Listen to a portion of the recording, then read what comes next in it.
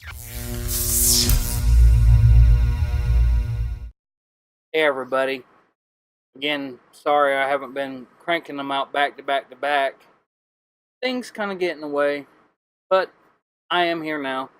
This isn't really a demo. This is just something that I would caution people to kind of watch for, especially people like me who might be using a little bit older equipment, or if you have a cutter or plotter like I do. I have a small hobbyist one called a Cameo 2.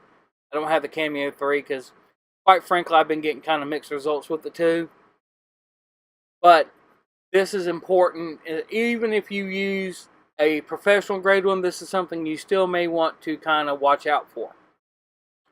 And the little critters I'm saying to watch out for today are the little things that we all know and love called nodes. Nodes tell the computer how to describe a line, because the point in between the two is called a line, and if you bend it, it's called a curve, as you well know. Well, what you don't know, or you may not be aware of, is on a computer at least, every time there's more of these little critters on your screen, the more computational power it takes to render your file. Because it has to say, okay, my dot is at this coordinates, the next dot is at this coordinates, and we're supposed to bend the line, or we're supposed to keep it straight, or whatever. And the computer's got to keep track of that. And the more you do that with more complex artwork, or if you have more things going on, the more nodes it is, the more that CPU has got to kind of keep up with things. Or in some computers, if you have a powerful enough one, a GPU. So, what I'm telling you guys is kind of watch out for it, because in my example here, as you see on the screen, it's an old Chevrolet logo, like might be on the back of probably a 70s or 80s Chevrolet car.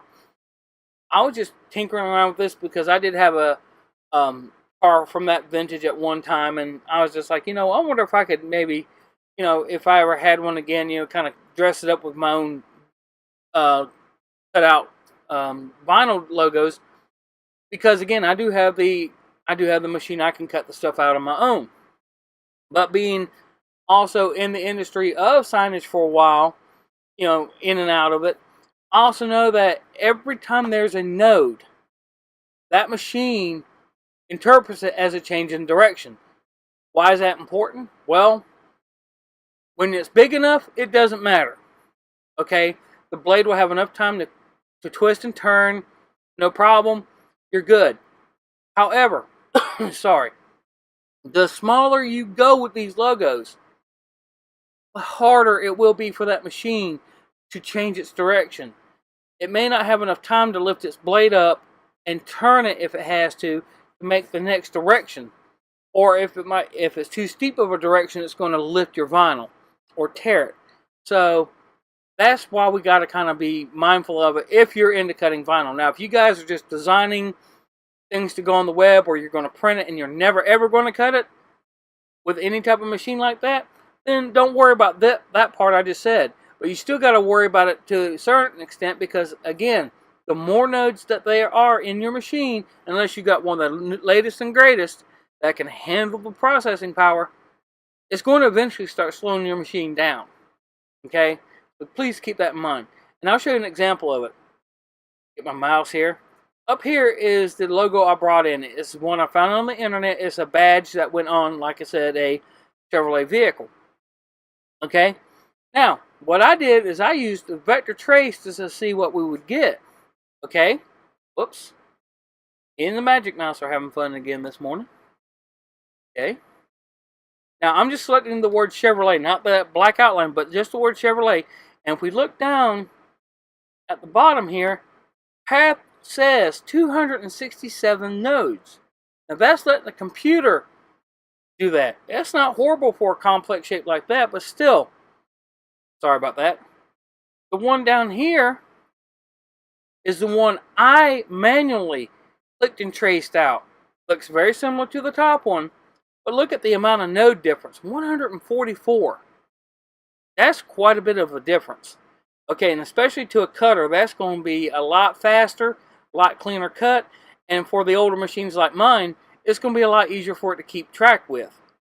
Now, unfortunately for me, when I did the original one, when I did the trace, because I was, I guess I was tired, it wasn't thick enough. The letter strokes weren't thick enough. So I told Inkscape, using the path and dynamic offset command, and then I finalized it with object to path when I was done,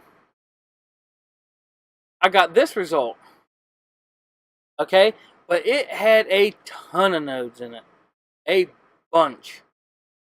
So what I had to do is I had to clean it up.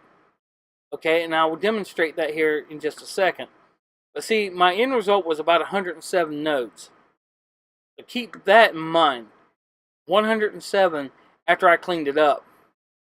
Okay, take this guy that I manually traced, hit Control D to duplicate it. Yes, Mac users, you still have to use the Control key because it's still binding like a Windows machine. If you use Command D, it's just going to sit there and laugh at you.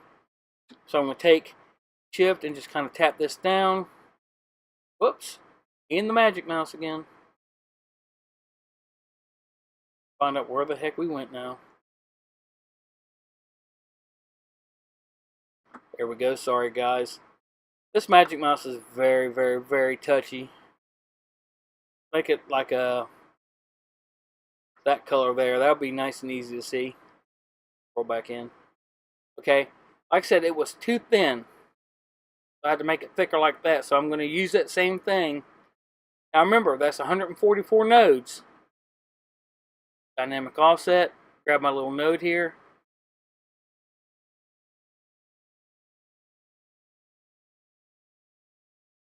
That's about right there. I'm going to say path, object to path. Alright, now let's click this. 332 nodes. Okay, that is a lot more than the original of 144. Okay, now I'm not blaming anybody for this because every editor I've come across so far will increase your nodes when you increase its size because it's trying to keep the shape that you're trying to modify the same visually. So it's going to add nodes to try to preserve that. That's where your experience with nodes is going to come in handy. Because again, if I try to cut that fairly small, I'm going to end up with a torn mess and vinyl up in the blade holder of my machine. Because it is not going to like no, what is it, 332 nodes. I need to set the sensitivity down on my mouse, folks. I'm sorry for that. But look at all those nodes. And if some of y'all have seen some of my videos and some of other people's videos, let's go ahead and hit Control and roll in. You don't need this many nodes to describe that curve. There's just, these are not necessary here. These are not necessary here. And you'll learn that with experience. You got to keep trying it and doing it. But you're going to find that all these nodes here are not needed. It's just way too much. Now, there is a trick you can try to see what happens. If it damages it too much, we'll undo it. You can go to Simplify, which is Control L. And yes, Mac users, you have to use Control, not Command, because again, it's going to laugh at you if you don't.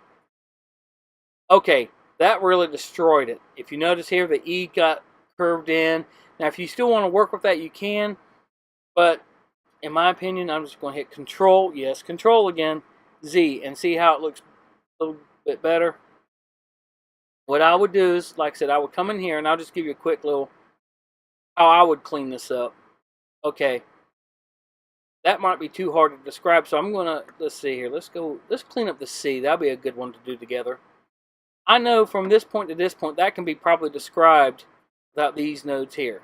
So I just highlight them, hit the delete key, grab my handle, and I'm looking at the thickness of the stroke here when I'm realigning these handles. Grab that handle, and I'm looking for the thickness of the stroke. Actually, I'm going to take that node and I'm going to smooth it by going up here and clicking that button. Move, there we go.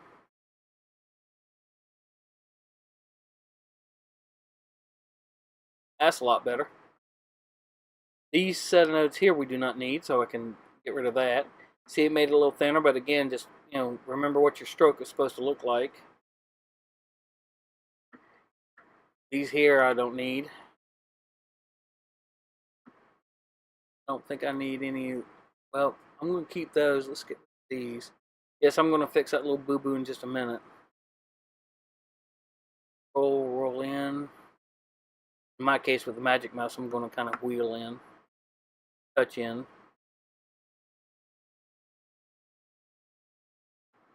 Is that another node? Yeah, we don't need that.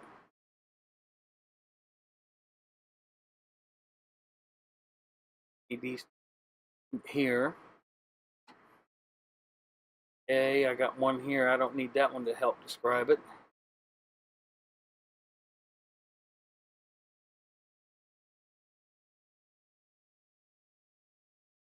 And as you see, just real quickly, folks, I'm able to get rid of some of these extraneous nodes that the program put in and make this a lot smoother and make the actual design not take up as much RAM when it's trying to, keep track of everything. That one. That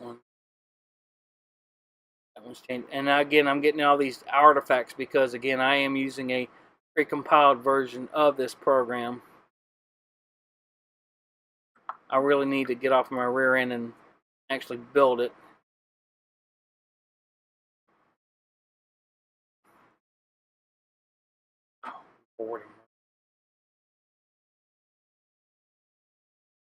That magic mouse is touchy. But as you can quickly see, I mean, I'm able just to take that and kind of clean it up a little bit. Now, if you're going to cut it big enough, again, this won't matter, or if you got a powerful enough computer, it won't matter. But say like if you have a friend that's helping you collaborate and their computer may be a few years old like mine is, this might make a great big difference on how well they can work with the file. And of course, if you're doing this as a business, time is money. So that's why some people, complain about artwork charging. Like, I'm sorry. Why are you charging me so much for artwork? This is the reason why. Because you got to get this to conform and play nice and everything else. And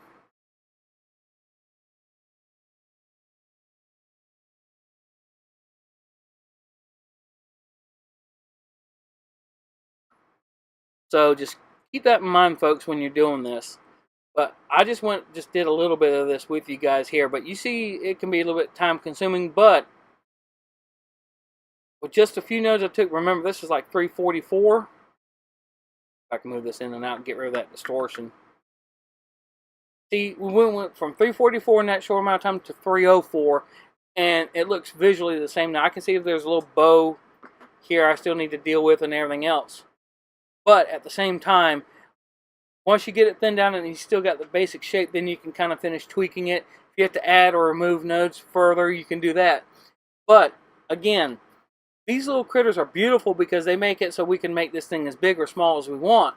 But you got to be careful too, because if you get too many of these little critters in your designs, the little critters, again called nodes, it can slow your machine down. And especially if you've got like a cutter, if you're cutting vinyl or you cutting paper or whatever you're cutting through your cutter, you can end up with a big mess. So just keep that in mind and everything else. And I hope that, this little informational blog, I guess, this isn't really a tutorial, it's more of an informational blog, will help you understand that, why some designs, you load them in your machine, they load up super quick, you don't have a problem, but then you get another piece of artwork and it just slows you way the heck down. It might be the node count is the problem. So just keep that in mind. Or again, like I said, if you got a hobby cutter like me, or even a professional cutter, and some designs cut easier than others, again, maybe check your nodes count along with other things like your blades and aging your material and things like that. So folks, again, I hope this is helpful, and I see you next time, and hopefully we'll actually do a tutorial next time. But I just figured that some may actually have something to gain from this little bit of a blurb that I did today. Alright guys, later.